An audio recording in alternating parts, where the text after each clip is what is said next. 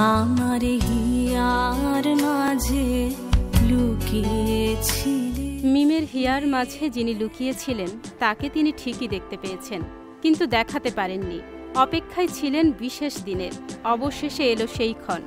জীবনের ২৯ বসন্তের সীমান্তে দাঁড়িয়ে জানিয়ে দিলেন ভালোবেসে নীরবে নিভৃতে সনি পোদ্দারের নামটি লিখেছেন মনের মন্দিরে।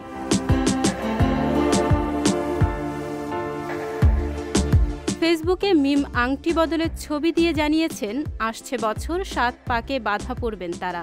শুরু করবেন যৌথ জীবনের পথ চলা, যে জীবনের সব হাসি কান্না দুঃখ কষ্ট ভাগাভাগি করে নিতে হয় প্রিয় মানুষটির সঙ্গে।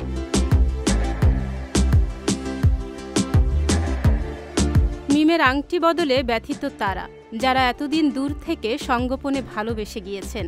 মোহ ভেঙে গেছে তাদের, জানিয়েছেন শুভকামনা।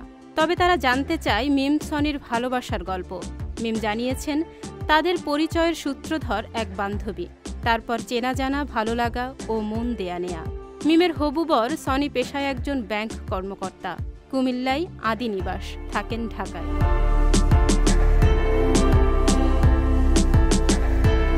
২০০৭ সালে একটি সুন্দরী প্রতিযোগিতার মুকুট জয়ের মধ্য দিয়ে ক্যারিয়ার শুরু করেন বিদ্যা সিনহা মিম।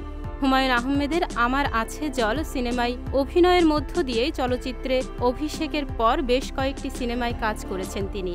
বর্তমানে মিমের হাতে রয়েছে ইত্তেফাক ও অন্তর্জাল সিনেমার কাজ।